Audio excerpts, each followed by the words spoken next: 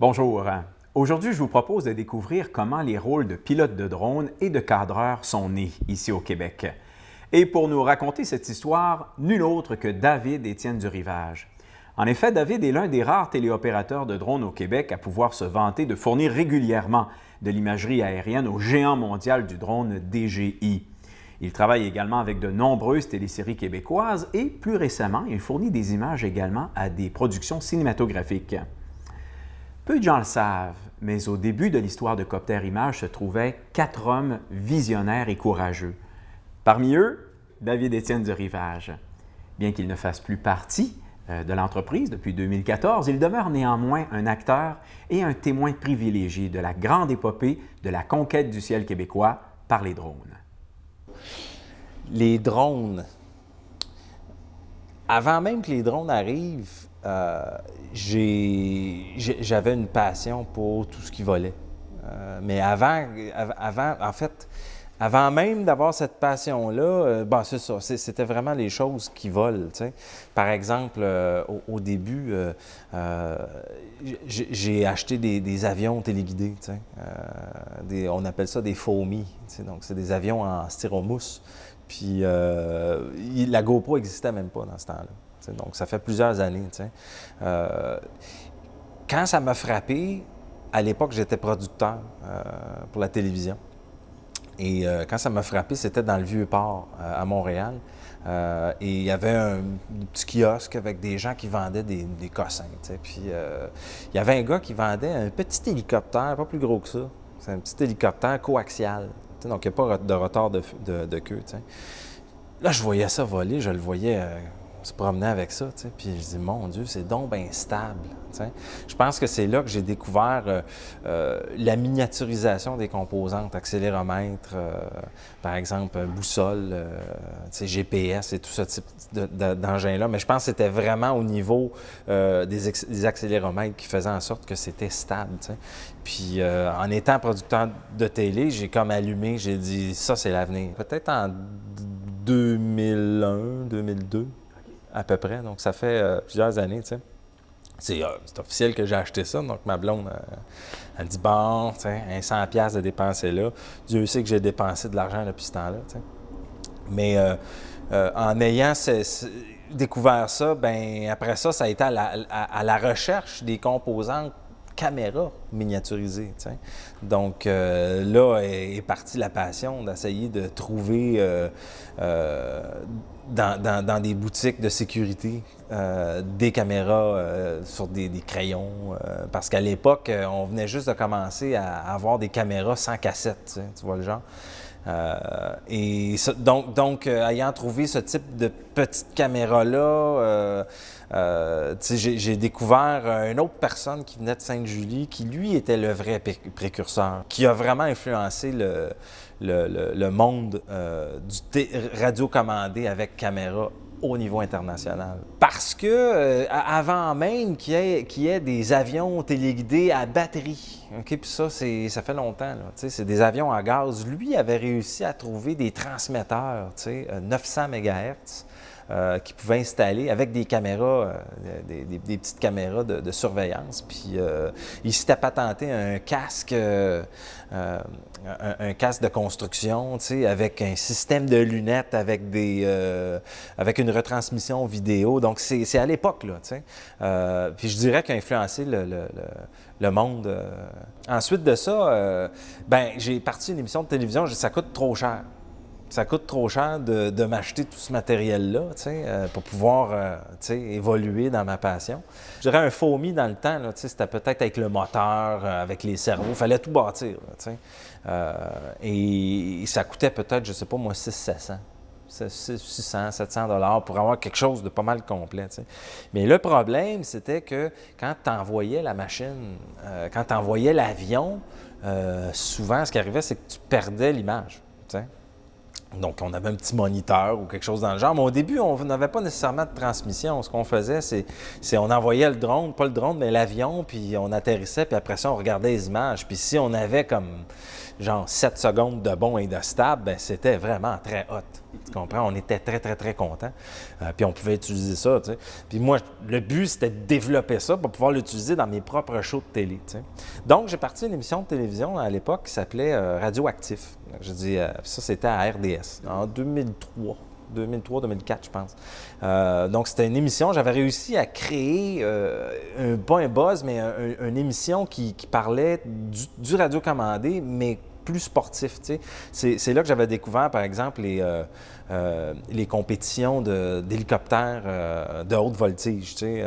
Donc, tu sais, qui font des flip-flaps, ce type de choses-là. Puis, je m'étais payé des voyages jusqu'aux États-Unis, tu sais, à Syracuse, un petit peu partout, pour aller voir c'était quoi les clubs, tu sais, c'est les clubs de radio-modélistes, puis quel type d'organisation qui était autour de ça, tu sais. Puis, j'avais ramené ce bagage-là ici à Montréal, puis j'ai fait comme 2 saisons comme ça. À RDS, puis une autre à TVA Sport, au début de TVA, avant ça même, ouais, RDS. Et ça m'avait permis d'aller chercher une commandite du tambourin ici voyons, à Saint-Bruno, qui est dans les promenades. C'est une boutique de jouets. Parce que, je dis, le radio commandé, il y a 10-15 ans, c'était des jouets, tu sais. Ça l'est encore, mais je dis, c'est plus perfectionné. Donc, j'étais allé chercher une commandite là et ben, en échange de visibilité, ben, il m'avait fourni à peu près tout ce qu'il y avait dans le magasin, tu sais. Il n'y a plus rien qui existe de ça, hein, parce que, je veux dire, j'ai fait mon apprentissage, puis mes chroniqueurs, mes animateurs, ils ont fait des apprentissages, tu sais, des avions fourmis, comme vous avez ici, tu sais. Donc, avec ça, ben, ça m'avait permis de développer mes skills de pilote, tu sais. Donc, le pilotage de drone, maintenant, c'est rendu assez facile, parce que tu lâches tout, il va rester dans les airs. Mais quand c'était un avion avec une transmission vidéo, puis que tu n'avais plus de vidéo dans tes lunettes, puis que tu enlevais tes lunettes, puis tu ne savais plus où tu étais, là, Dieu sait que j'ai beaucoup d'histoires, tu sais. Dans ce temps-là, il n'y avait pas nécessairement de loi. Tu sais, oui, les COS existaient, mais ça existait plus pour l'armée ou ce type de choses-là, tu sais. Il m'est arrivé des anecdotes incroyables, là, tu sais, un avion flambant neuf, tu sais, de partir, puis de tout perdre, puis à un moment donné, 1 mois et demi après, de recevoir un appel, tu sais, parce que c'est un gars qui avait trouvé l'avion, il était parti de Belleuil, il s'était rendu jusqu'à Sainte-Julie. Mais c'était en forme, fait que c'est pas très dangereux, tu sais. Donc, il avait réussi par la petite GoPro à trouver un numéro de plaque parce qu'il était à terre. Il avait réussi à trouver le numéro de plaque, puis il avait retracé un de mes chums qui, lui aussi, avait des avions. Fait que finalement, de fil en aiguille, j'ai récupéré cet avion-là, tu sais. Donc, je dirais que la courbe d'apprentissage à l'époque était beaucoup plus longue que maintenant, tu sais, pour être capable de développer les skills, d'envoyer, de comprendre c'est quoi le 360 dans les airs pour être capable d'aller chercher le bon frame que tu as besoin, tu sais. Donc, au départ, c'était vraiment d'essayer de faire des chases de chars, des chases moi, je peux pas dire des gens sur une montagne. Donc, le premier vidéo, je dirais, qui m'a donné l'engouement, puis qui m'a ouvert la porte à dire « OK, garde, c'est là que tu vas », bien, c'était aux îles de la Madeleine, tu sais. Le premier vol que j'avais fait avec un Easy Glider, je pense, de multiplex. Easy Glider, c'est un foamy, là, tu sais. Il fallait comme gruger le fond pour être capable d'installer la GoPro, tu sais. Puis à l'époque, c'était la GoPro 1.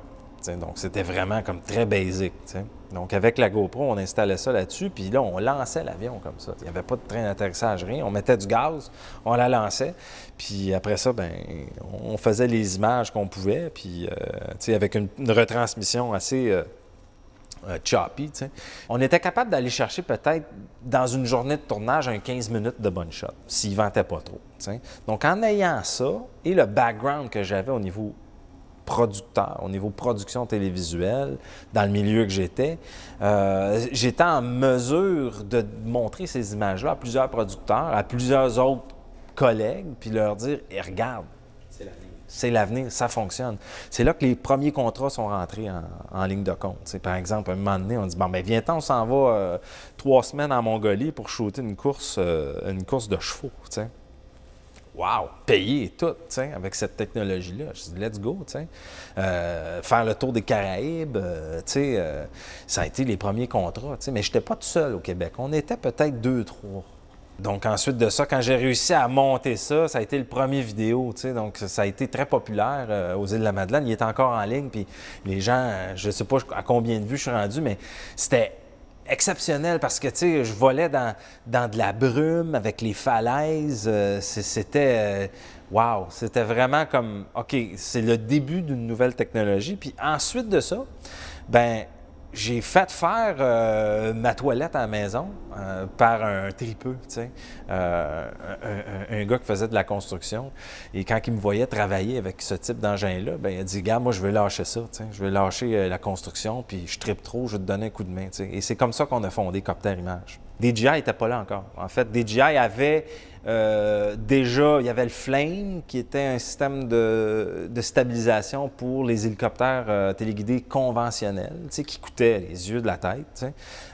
C'était plus pour l'armée ou tu sais, c'était assez compliqué. Tu sais. Puis ensuite de ça, ils ont sorti le premier consumer, tu sais, stabilisateur, qui était le NASA. Okay. Mais avant le NASA, moi, j'avais d'autres machines. Je me souviens, on allait voir dans des compagnies de métaux ici pour essayer d'avoir des tubes, tu sais, de la bonne longueur pour créer quelque chose, tu sais, puis installer des moteurs, tu sais, d'avions là-dessus, puis d'essayer de créer une stabilisation. Et écoute, il n'y avait pas de stabilisation pour la caméra encore, là. Ça n'existait pas, là. T'sais, la caméra, on la mettait directement, on appelait ça hard mounted, là, donc directement vissée sur la structure du drone. Puis il fallait pas qu'il vente. Il fallait vraiment pas qu'il vente. Là, donc, une journée, un matin qu'il ventait pas, on le laissait drifter un petit peu. Puis là, on avait un semblant de pas pire image, mais c'était pas au point encore. J'étais encore en train de travailler sur des systèmes avec des avions. Les avions, tu avais un pusher, un hélice qui pousse en arrière ou un hélice qui tire. Okay? Si on avait une hélice qui tirait, on avait plus d'autonomie, mais il fallait comme rentrer un poteau en fibre de carbone puis le faire ressortir pour ne pas voir l'hélice. Mais là, c'était des GoPro 1 encore, puis c'était super wide comme... fait qu'il fallait la monter assez haut. Donc, ça changeait le centre de gravité. Fait qu'il fallait tout étudier ça pour être capable de faire quelque chose qui ait de l'allure. Mais j'étais encore à l'étape de développer les avions et le petit drone. T'sais. Mais le petit drone, c'était pas au point encore.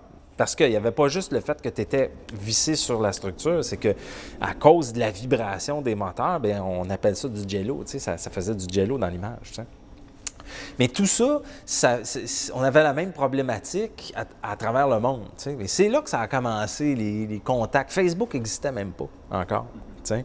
Puis par courriel, puis on commençait à se communiquer entre nous autres, les petits trucs, puis ci, puis ça. Puis à un moment donné, il y a un système qui était hors de prix, qui existait en Allemagne, okay, qui s'appelait Microcopter, okay, parce qu'on faisait des recherches sur Internet.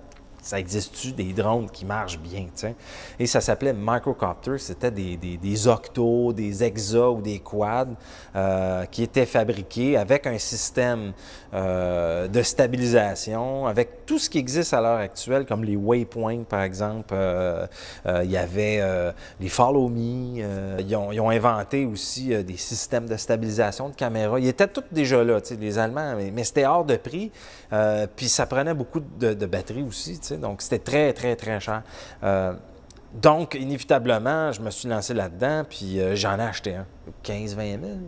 En 2000, avant ça, c'est vrai, dans 2011, entre 2011 et 2012. C'est quelque chose qui est au point. Tu pouvais mettre quand même des papiers caméras là-dessus. Là, tu pouvais mettre une 5D, par exemple, là, une 5D Mark II, Mark I. En fait, le problème avec ces machines-là, c'est que c'était pas assez fiable. T'sais.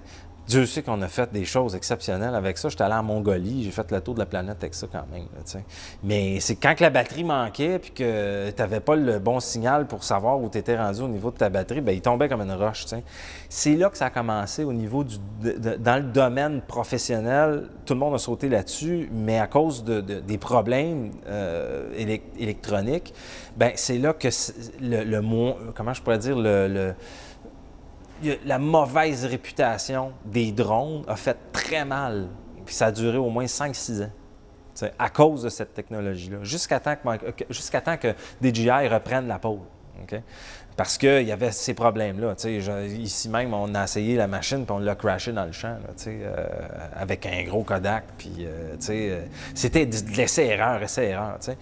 Un moment donné, il y a un gars, comme je disais tout à l'heure, Colin Bell, qui était allé chercher un système de stabilisation. Il y a quelqu'un à quelque part dans le monde qui s'est dit, OK, accéléromètre, gyroscope, électronique.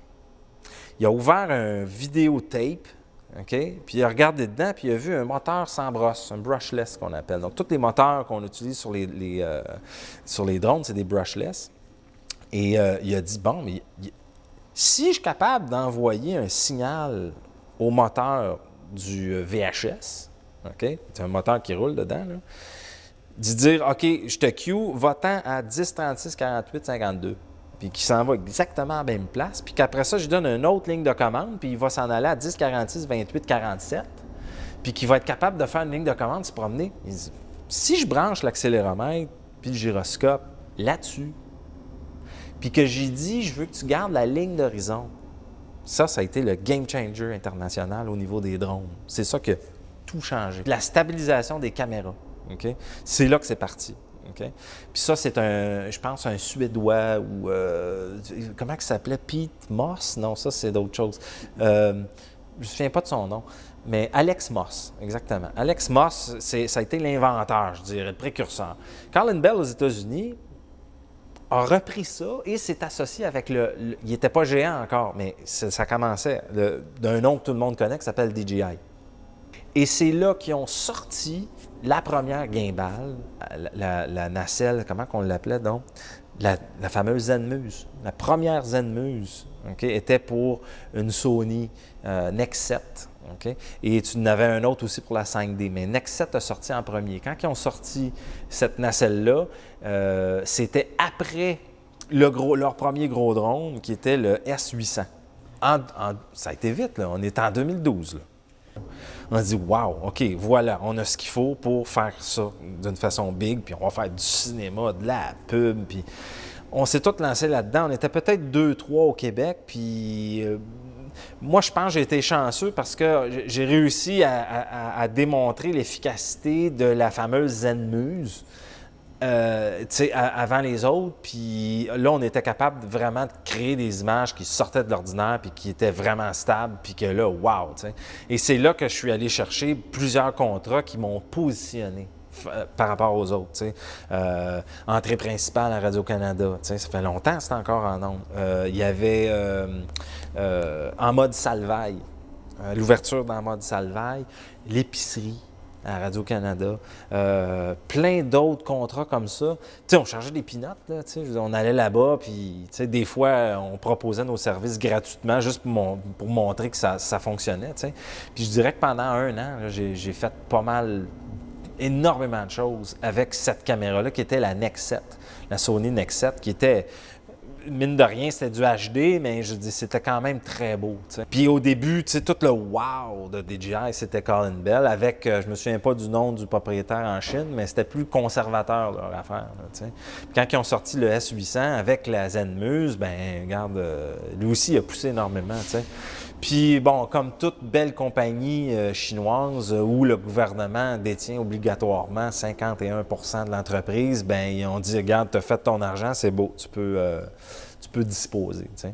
Et c'est là, après, Colin a parti une autre entreprise qui s'appelle 3DR, qui, finalement, je veux dire, ça accote pas. Moi, j'ai vraiment l'impression que DJI se sont associés avec des extraterrestres parce qu'ils ont au moins 10 ans d'avance sur tout le monde. C'est exceptionnel. Là, puis comment c'est hermétique au niveau ingénierie.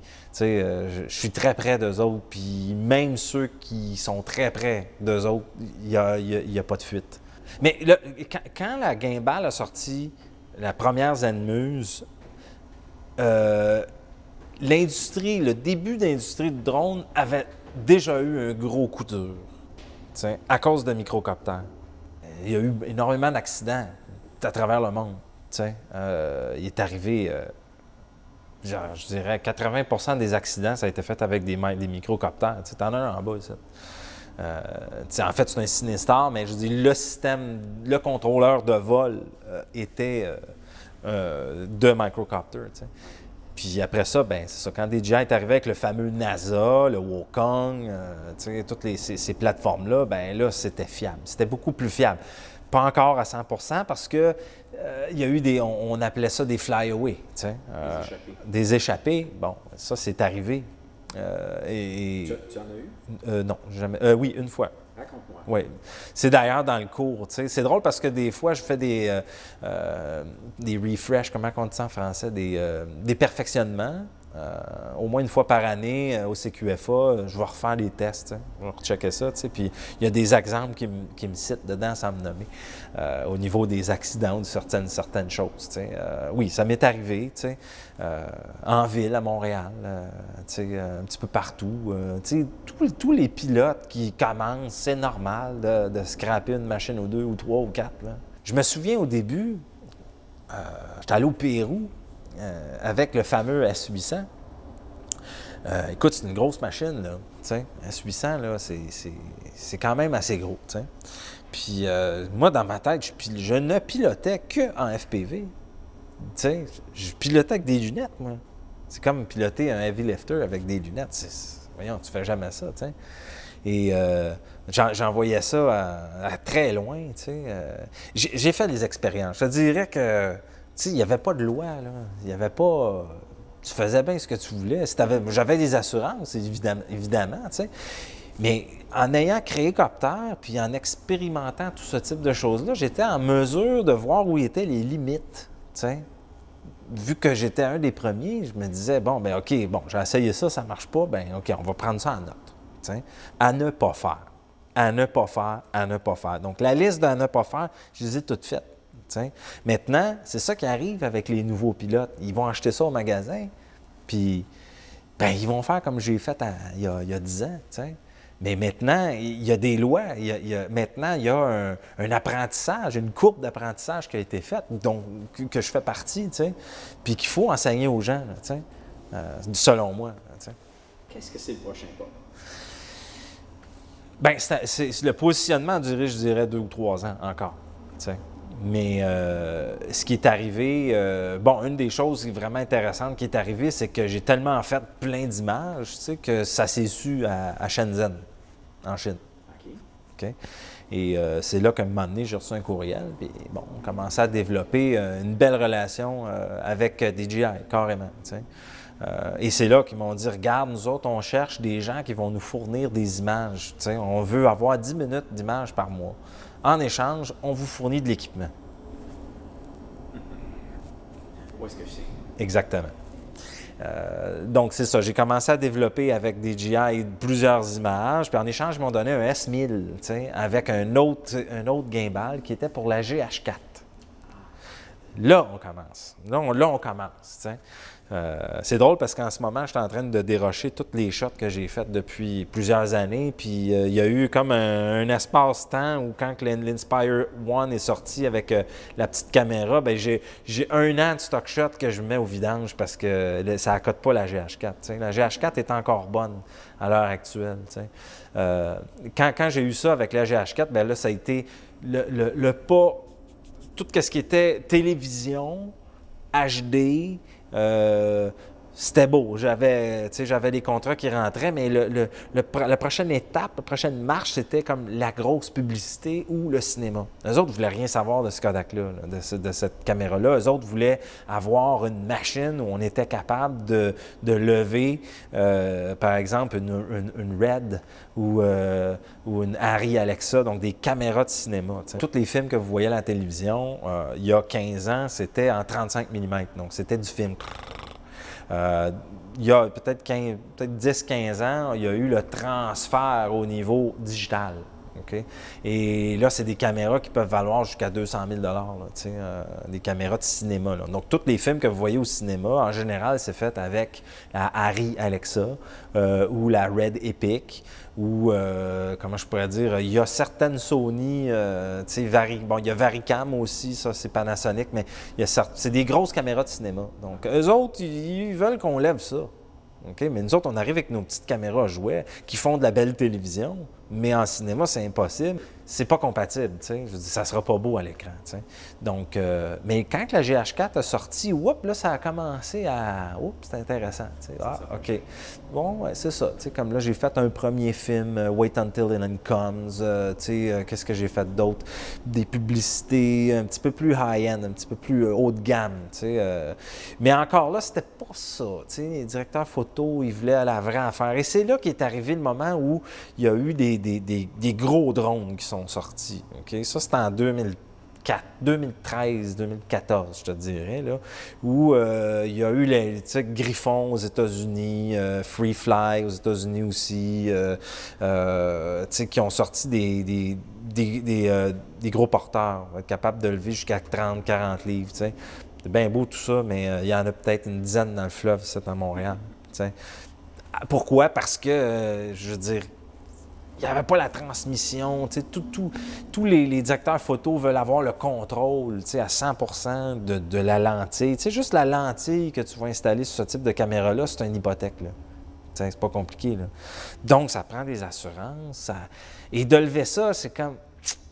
Moi, j'ai attendu peut-être un an et demi là, avant de me dire, OK, bon, ben regarde, si je veux attaquer le marché du cinéma d'une façon sérieuse, il faut que je me procure un gros porteur.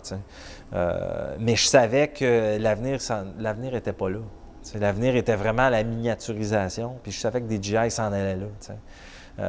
Donc, j'ai fait peut-être 1 ou 2 films, une 51 de Yann Englund, j'ai fait, qu'est-ce que j'ai fait d'autre? Des belles grosses publicités, par exemple JetBlue, des grosses publicités américaines avec lesquelles j'ai utilisé le gros porteur, t'sais.